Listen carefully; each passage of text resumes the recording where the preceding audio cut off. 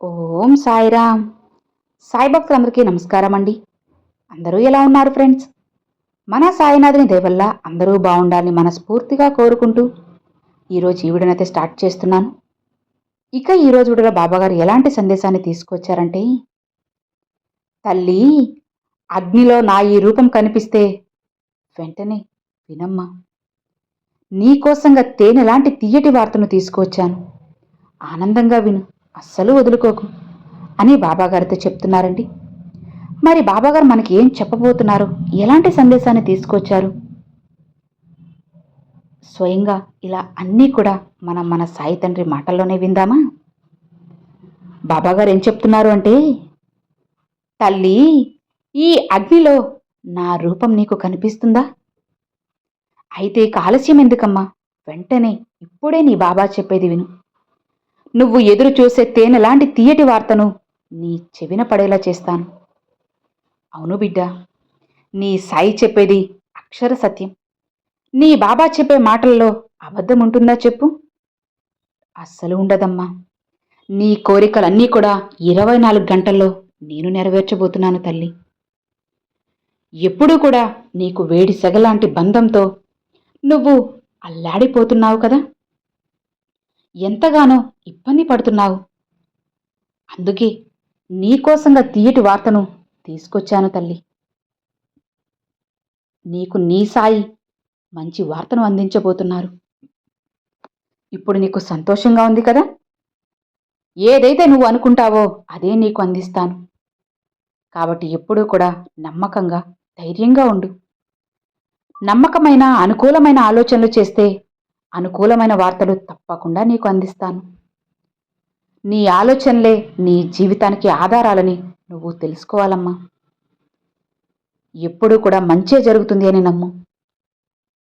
నీ ఆలోచనలు, నీ పనులు ఎప్పుడైతే అనుకూలంగా ఉంటాయో నీ జీవితం కూడా అంతే అనుకూలంగా మారుతుంది, మంచిగా జరుగుతుంది. ఇప్పుడు నువ్వు అనుకున్నట్లే నీ జీవితం నడుస్తూ ఉంటుంది కూడా. నీ మనసులో గట్టిగా పదిలపరుచుకో తల్లి. ఈ విషయాన్ని ఇప్పుడు విను. నీ మనసులో ఉన్న భారమంతా కూడా బయటపడుతుంది. సాయి బిడ్డలు ఎప్పుడూ కూడా భయాన్ని పెట్టుకోకూడదు. సాయి రూపాన్ని మనసులో పెట్టుకో. భయాన్ని రానివ్వకు. ఇప్పుడు నీకున్న దిగులంతా కూడా నేను మంచిగా సరిచేస్తానమ్మా. అవును, నువ్వు నన్ను తప్పుగా అర్థం చేసుకుంటున్నావు తల్లి. ఎందుకు చెప్పు? అన్నీ కూడా మారుతాయని చెప్పాను కదా. ఈ జనమంతా మంచిగా ఉండేవారినే కదా వేలెత్తి చూపుతారు. మంచిగా, గొప్పగా, నీతిగా బ్రతికేవారినే కదా అసూయపడి వేలెత్తి చూపుతారు. అవునా? మాట్లాడే నోర్లని మాట్లాడిని తల్లి. తక్కువగా మాట్లాడి నిన్ను హేళన చేస్తే చేయనివ్వు. కానీ వాళ్ళు తక్కువ చేశారని నీ విలువ అనేది తగ్గుతుందా? ఏమాత్రం తగ్గదు. నువ్వు ఎలా ఉన్నా, ఏం చేసినా సరే వాళ్ళు మాట్లాడుతూనే ఉంటారు. కాబట్టి పట్టించుకోకు. వాళ్ళ మాటలు పట్టించుకొని జీవితంలో ముందుకెళ్ళాలి కదా. ఎలా వెళ్తావు చెప్పు? అవి పట్టించుకుంటే ఒక్క అంగుళం కూడా ముందుకు వేయలేవు. మనసు కృంగిపోయి ఎక్కడ వేసిన గొంగలి అక్కడిలానే అలానే ఉంటుంది. అందుకే ఏవీ పట్టించుకోకు. నువ్వు ఎదగాలి తల్లి. వాళ్ళ మాటల్నే పట్టుకుంటే నువ్వు ఎదగగలవా? వాళ్ళు అలానే చెబుతారు. చెప్పడానికి 1000 కారణాలుండొచ్చు. కానీ మన్నించడానికి, ప్రేమించడానికి, మర్చిపోవడానికి ఒకే ఒక్క కారణం ఉంటుంది. అది ప్రేమ, అభిమానం. అవునమ్మా, అన్నిటినీ మార్చగలదు. నిన్ను ద్వేషించే వాళ్ళను కూడా నువ్వు ప్రేమించు. ఎలా జీవిస్తుంది అని వాళ్ళకి బాగా బ్రతికి చూపించు. అదే వాళ్ళకి సమాధానం. ఎప్పుడూ కూడా నువ్వుగా జీవించడం నేర్చుకోమ్మా. నిన్ను కొందరు ఇష్టపడతారు, కొందరు ఇష్టపడరు. అయినా దిగులు చెందకు. నీ జీవితం, నీ విధి నీలాగా మాత్రమే ఉండు. నిన్ను ఇష్టపడే వాళ్ళే దగ్గరికి వస్తారు. అందంగా మాట్లాడడం ఒక కల, కానీ మాట్లాడకుండా ఉండడం అది మహా గొప్ప కలమ్మా. నీ మనసుని నువ్వు ఎప్పుడూ కూడా ప్రతిరోజు గమనిస్తూ నువ్వే ఉండాలి కదా.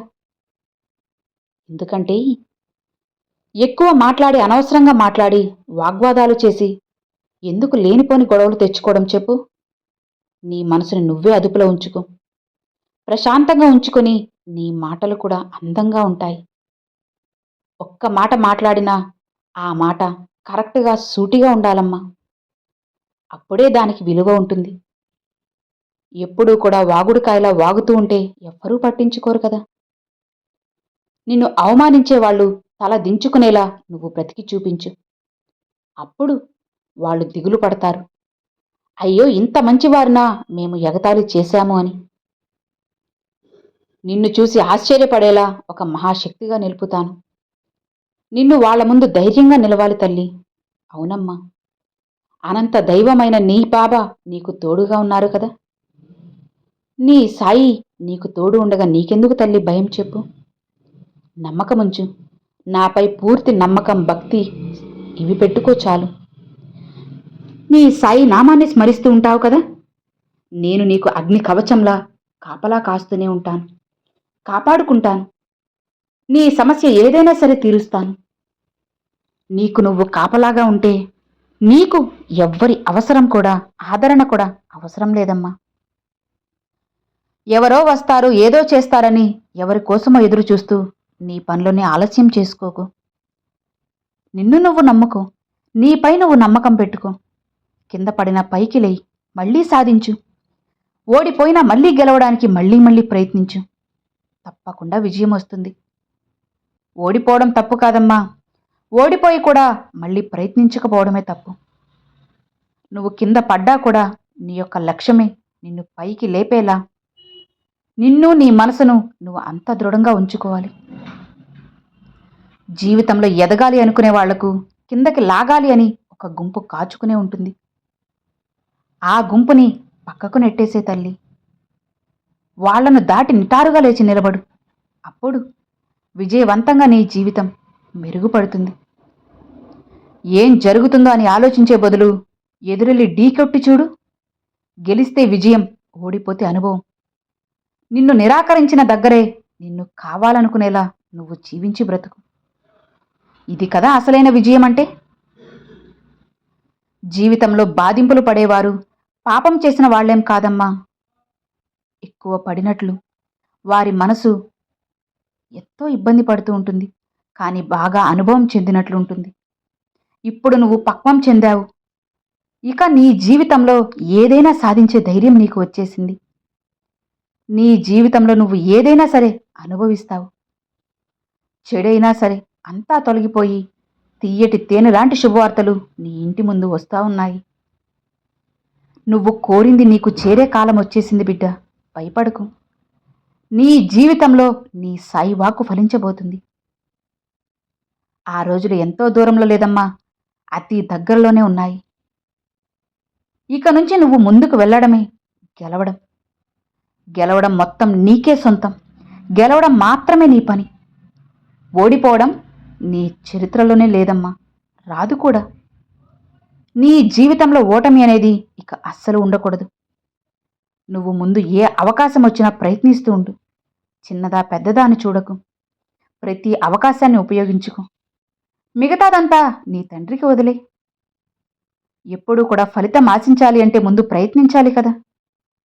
ప్రయత్నించకుండా అలానే కూర్చుని ఫలితం ఆశిస్తే ఎలా చెప్పు. అందుకే మరీ మరీ చెబుతున్నాను, నీ జీవితంలో తేనెలాంటి వార్తను నేను పంపించబోతున్నాను.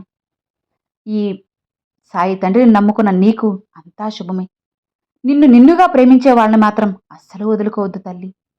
అలానే నిన్ను హేళన చేసే వాళ్ళని పట్టించుకోకు, వదిలేసేయ్. కేవలం నీ బాబాని మాత్రం మర్చిపోవద్దమ్మా. నీకు కష్టం వచ్చినప్పుడల్లా సాయి సాయి అని ఒక్కసారి పిలువు చాలు. ఆ ఒక్క పిలుపు నీ బాబా వాయు వేగంతో నీ ముందు ఉంటారు.